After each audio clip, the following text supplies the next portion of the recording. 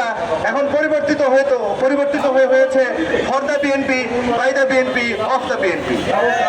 ভাই আমরা কি দেখলাম, সারা বাংলাদেশের সকল স্থানীয় সরকারে, উপজেলা, জেলা পরিষদ, সিটি কর্পোরেশন সব জায়গায় দলীয় লোকদেরকে দেওয়া হলো। জেলা পরিষদে দলীয় লোকদেরকে দেওয়া হলো।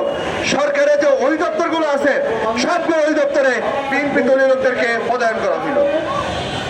এখন শিক্ষা প্রতিষ্ঠান, যে শিক্ষা প্রতিষ্ঠানে মেধাকে গুরুত্ব দিয়ে মেধাবী ছেলেরা চান্স পাইতো, সেখানে দলীয় লোকজনদেরকে ঢোকানোর জন্য ব্যবস্থাপনা কমিটি হাতে দেওয়া হয়েছে, যার মাধ্যমে তাদের দলীয় লোকজনকে ঢুকাইতে পারবে।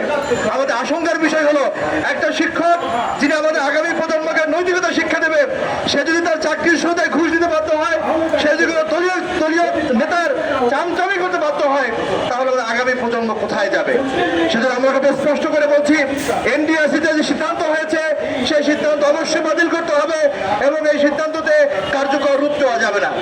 সবাই ভাইয়ের আমার, বাংলাদেশের আগের আমলের মন্ত্রীরা সব সময় জনগণকে ধুনপুন বুঝাইতো, হাঙ্গি ভাঙ্গি করতো, আউল ফাউল বুঝাইতো।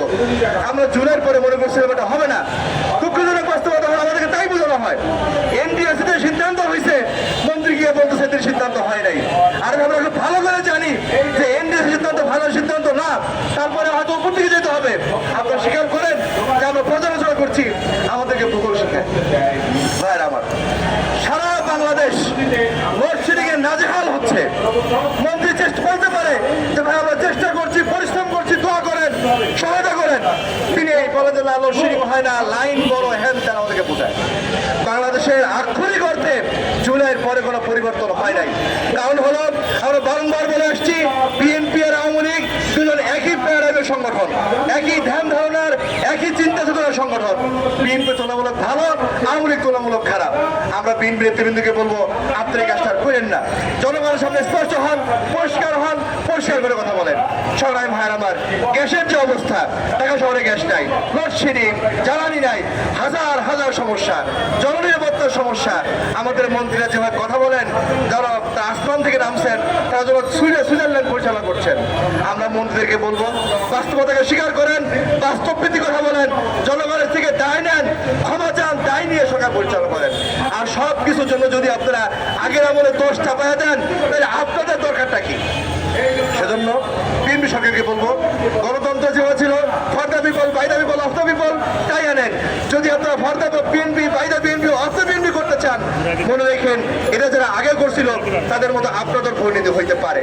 সবাই ভাইয়ের আমার, ঢাকা শহর নিজে বলার কথা।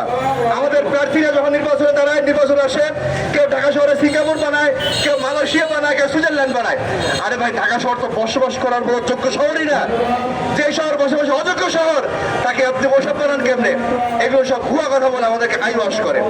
আমরা ইনশাআল্লাহ ঢাকা শহরকে একটা বসবাসযোগ্যের মধ্যে পরিণত করতে চাই।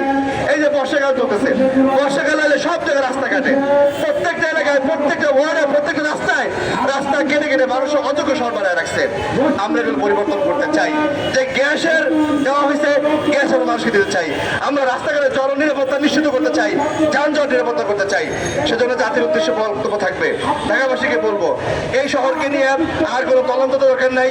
সত্যিকার অর্থে শহরকে বসবাস করার জন্য আমাদের সাথে থাকেন। ইনশাআল্লাহ ইসলামী আন্দোলন বাংলাদেশ একটি বসবাসযোগ্য শহর রূপান্তর করবে। আর বিএনপিকে বলবো, জুলাই সনদ নিয়ে আর কোনো নয় ছয় করেন না। দেখেন, মানবাধিকার কমিশন অধ্যাদেশ বাতিল করছে। নতুন করে তারা যে অধ্যাদেশ করেছে, সেখানে পুলিশকেই দায়িত্ব দিয়েছে মানবাধিক গুমের যেই ঘটনা সে তদন্ত করার জন্য। বাংলাদেশে গুম কারা করে সবাই আমরা জানি। তাদেরকে যদি গুমের তদন্তকে দায়িত্ব দেন, সেই গুমটা তদন্ত করতে হয় না। প্রত্যেকটা আইন এভাবে তারা আগের মধ্যে করেছে। আমরা বলবো সেগুলো না করে, জুলাইকে প্রধানমন্ত্রী বলেছেন অক্ষর অক্ষরে পালন করবেন।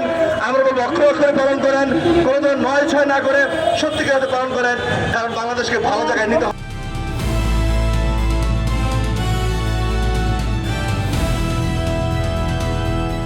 দিনাজপুর টিভি, মানুষের জীবনের কথা বলে।